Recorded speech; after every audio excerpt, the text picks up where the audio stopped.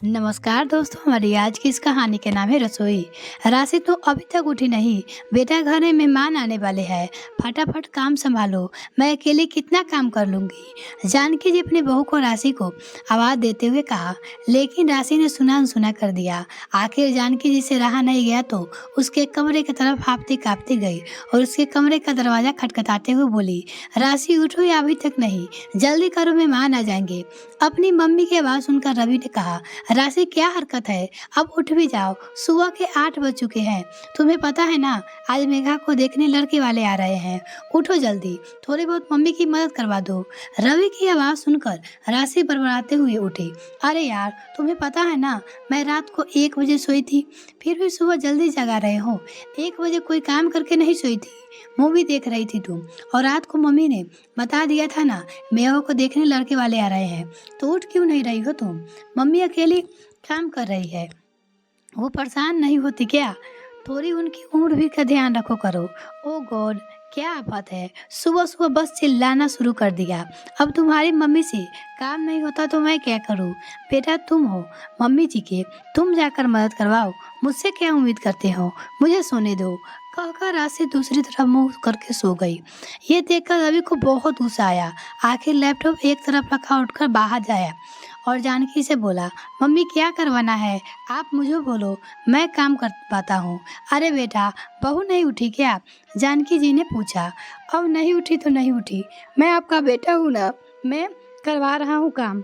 आप तो मुझे बताओ क्या करना है, नहीं तो मेघा से बोलो, वो कर देगी। रवि चिढ़ते हुए बोला, बेटा, मेघा तो काम कर ही देती ना, अगर घर पे होती था ना। राशि से बोलती है क्यों? वो पापा के साथ मंदिर गई है। आज पापा उसे जानबूझकर अपने साथ ले गए हैं। कह रहे थे कि बात ऑलमोस्ट फाइनल हो गई पई है, इसलिए आज मेघा को माता रानी का आशीर्वाद दिलवाने जा रहा हूँ। जानकी जी ने कहा, मम्मी मैं क्या करूँ? शुरू में तो आपने राशि से काम करवाया नहीं, ये कहकर कि ये भी तो मेरी बेटी जैसी है, और अब अपने सिर पे चढ़कर नाच रही है, और आपके नहीं मेरे सिर पे चढ़कर नाच रही है।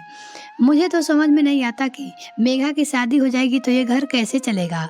अभी तक तो मेघा ने घर को संभाल रखा था, आपको अच्छी खासी हेल्प हो जाती थी, पर उसके जाने के बाद क्या होगा, सोचकर देखो, रवि ने कहा, और जानकी जी के साथ रसोई में आ गया और जानकी जी की मदद कराने लगा।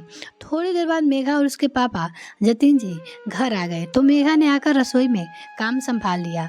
तब जाकर जानकी जी को थोड़ी फुर्सत मिली। खैर, 10 बजते बजते लड़के वाले भी आ गए। जानकी जी और मेघा ने भी चाय नाश्ता सबको सर्व किया।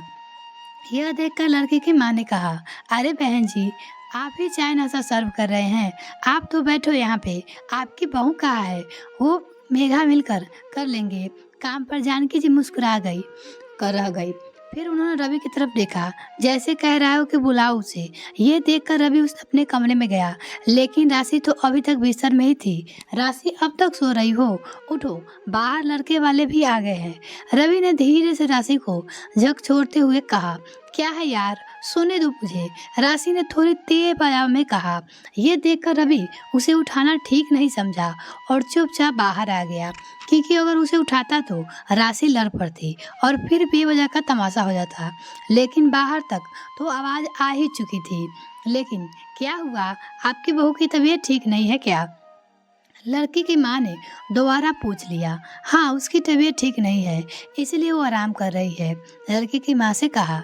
जानकी जी ने भी बहाना बनाते हुए कहा, कोई बात नहीं, आप उन्हें आराम करने दो और आप नाश्ता पानी छोड़िए, थोड़ी देर हमारे पास बैठिए। आखिर लड़के की माँ ने दोबारा कहा तो रवि और जतिन जी ने जानकी जी को बैठने का इशारा कर दिया। आखिर थोड़ी देर बाद लड़के वाले सगाई का मुहूर्त निकलवाने की बात कहकर वहां से खाना रवाना हो गए। लेकिन मेघा की आंखों में आंसू आ गए। यह देखकर जतिन ने कहा, बेटा तू क्यों रो रही हो? एक न एक दिन हर बेटी को ससुराल जाना पड़ता है, पहले तक कोई बात नहीं थी, अब क्या हो गया? पापा मेरे जाने के बाद मेरी मम्मी तो अकेली रह जाएगी, उनसे इतना काम नहीं होता, और भाभी तो। कहते कहते मेघा चुप हो गई। ये सुनकर जतिन जी ने रवि की तरफ देखा पर कुछ नहीं कहा और चुपचाप अपने कमरे में चला गया। जानकी जी भी आराम करने चुपचाप कमरे में चली गई। उधर मेघा भी अपने कमरे में आ गई पर रवि को इस बात का बहुत बुरा लगा। उसे अभी चिंता होने लगी कि मेघा के ससुराल चले जाने के बाद आखिर इस घर का क्या होगा। उसे कोई ना कोई तरीका तो निकालना ही पड़ेगा राशि को रास्ते पर लाने का। रवि और राशि की शादी 2 साल पहले ही हुई थी। जब राशि ससुराल आई तो जानकी जी शुरू शुरू में उनसे कोई काम नहीं करवाया। यह कह कर के राशि तो मेरी बेटी ही है। राशि के पहनने ओढ़ने पे कोई रोक टोक नहीं थी। मेघा को जैसे घर में खुलेआम रहने की आज़ादी थी वैसे राशि को भी रहने की आज़ादी थी। जानकी जी ने उसे एक माँ की तरह ट्रीट किया था लेकिन राशि ने जानकी जी की इस झूठ का गलत फायदा उठाया था। शुरू कर दिया। अब तो जिम्मेदारी से दूर भागने लगी थी। उसका इच्छा होती तो काम करती नहीं तो अपने कमरे में मोबाइल लेकर पड़ी रहती। यहाँ तक कि सुबह भी 9-10 बजे तक उठती नहीं। रात को 1-2 बजे तक टीवी देखना मोबाइल देखना उसकी आदत थी।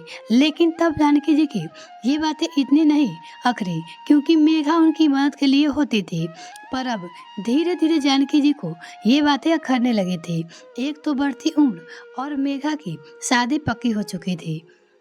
उसे अब ससुराल जाना था तो उसके बाद अब कौन उसकी मदद करेगा। ये सोच सोच कर उसे हाथ पांव फूलने लगे थे। अब वो राशि को मदद के लिए कहती तो राशि उठकर भी नहीं आती थी। एक तो राशि अब बहुत जिद्दी हो चुकी थी। उसकी इच्छा होती तो वो उठकर आती वरना उसे कोई लेना देना नहीं है। जानकी जी अकेले परेशान हो रही हो या नहीं। खैर रवि जब अपने कमरे में गया तो देखा राशि उठ चुकी थी। शायद बाथरूम में थी। उसने घड़ी की तरफ देखा तो दोपहर के 1 बज रहे थे। राशि जब बाथरूम से बाहर निकल कर आई तो रवि ने कहा आज मम्मी जी से मिलने चले। अरे आज अचानक मेरी मम्मी से मिलने की क्या सूझी। बहुत दिन हो गए चलो उनसे मिलते चलते हैं। रवि ने कहा तो राशि से तैयार हो गई। थोड़ी देर में नहा धोकर नाश्ता राशि तैयार होकर रवि के साथ उसके मायके रवाना हो गए। अचानक रवि और राशि को देखकर उसकी मम्मी सुजाता थी बहुत खुश हो गई। उसे उस समय दोपहर का खाना खा रही थी। उन दोनों को वहां देखकर उन्होंने अपने बहू तनु के लिए उनके लिए थाली लगा कर लाने के लिए कहा। अरे नहीं भाभी मैं तो नहीं खाऊंगी। मैं तो खाना खा चुका हूँ। आपकी ननद को खिलाइए। वैसे भी सुबह का नाश्ता करके आई है। रवि ने कहा तो राशि ने घूर कर देखा लेकिन भाभी ने हंसते हुए कहा सुबह का नाश्ता। दोपहर में कोई सुबह का नाश्ता करता है क्या। रवि जी आप भी कैसी मजाक कर रहे हो। राशि के भाभी ने कहा अरे नहीं नहीं मैं सच कह रहा हूँ। चाहे तो अपनी नजर से पूछ लो। अभी 1 बजे तो वो उठी थी। रवि ने कहा तो सुबह का नाश्ता ही तो करेगी ना। रवि ने कहा तो सुजाता जी और तनु ने राशि की तरफ हैरानी से देखा। आखिर अपनी पोल खुलती देखकर राशि ने बात को पलटते हुए कहा अरे इस तरह क्या देख रहे हो। ये तो मजाक कर रहे हैं। राशि अपनी मम्मी और भाभी से कहती है। उसकी बात सुनकर उसकी मम्मी और भाभी हंस पड़ी। फिर सुजाता जी ने पूछा कहिए रवि जी आज तो गुरुवार है आपने शायद छुट्टी ली है। हाँ मम्मी जी आज मेघा को देखने लड़के वाले आए थे इसलिए छुट्टी ली थी। पर अब सोच रहा हूँ कि मुझे ये जॉब छोड़नी पड़ेगी। क्यों अचानक जॉब छोड़ने के बाद कैसे आ गई। कोई दूसरी जगह जॉब देख रहे हो क्या। राशि ने कहा दरअसल बात यह है कि मेघा की शादी हो जाएगी तो मम्मी की हेल्प के लिए कोई नहीं होगा। अब मम्मी की उम्र बढ़ रही है अक्सर बीमार रहती है तो मैं सोच रहा हूँ कि जॉब छोड़ देता हूँ ताकि मम्मी को हेल्प मिल जाए। रवि ने उदास होते हुए कहा अरे कुंवर साहब आप कैसी बातें कर रही हो। बहन की शादी होगी तो खर्चा बढ़ेगा ना। कम कहाँ से होंगे और आप पापा अकेले कैसे सारा खर्चा करेंगे। आपको तो उनके साथ मिलजुल कर कंधे से कंधे मिलाकर खर्चा उठाना चाहिए। परिवार मिलजुल कर साथ चलने से चलता है अकेले नहीं। आप जॉब छोड़ दोगे तो घर कैसे चलेगा। और अपनी मम्मी की हेल्प के लिए आप अपने पर वजन डाल रहे हो। मम्मी के लिए राशि है ना घर पे। सुजाता जी ने कहा मम्मी जी जो बात आप मुझे समझा रही हो ना अगर यही बात अपनी बेटी को समझा दोगी तो ज़्यादा अच्छा होगा क्योंकि उसे पता नहीं कि परिवार मिलकर चलने का नाम होता है। और मम्मी जी कि हेल्प के लिए कभी भी राशि नहीं होती। अचानक रवि ने कहा तो सब लोग राशि की तरफ देखने लगे, जबकि राशि अपनी नजरें झुकाए खड़ी थी। फिर रवि ने सारी बातें सुजाता जी को बताई, जिसे सुनकर सुजाता जी को बहुत गुस्सा आया। ये मैं क्या सुन रही हूँ राशि, तुम ऐसी हरकतें करती हो। तुम्हारी सास तुम्हें मानती है तो तुम उसका नाजायज फायदा उठा रही हो। जब मैं तुम्हारी भाभी की थोड़ी बहुत मदद करने रसोई में जाती थी तब तो तुम बड़ी गुस्सा हो जाती थी। तब तो परेशान से कहती थी भाभी के होते हुए आप क्यों काम कर रही हो। और तुम्हारे ससुराल में तुम एक काम को हाथ तक नहीं लगाती। शुक्र मनाओ कि तुम्हें तुम्हारे जैसी ननद नहीं मिली। आज तो सुन लिया, आज के बाद इस तरह की हरकतें नहीं सुनूंगी। अपनी सास की छूट का नाजायज फायदा उठाना बंद करो, वरना इस घर के दरवाजे हमेशा के लिए तुम्हारे लिए बंद हो जाएंगे। आखिर सुजाता जी की फटकार पे राशि कोई जवाब नहीं दे पाई, लेकिन इतना असर जरूर हुआ कि राशि जब अपने ससुराल पहुंची तो एक नए रूप में परिवर्तित हो चुकी थी।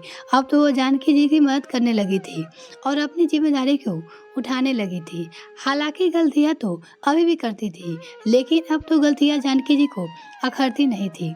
हाँ, ये बात अलग है कि उसमें ये परिवर्तन क्यों हुआ, इस बारे में रवि ने कभी किसी को नहीं बताया।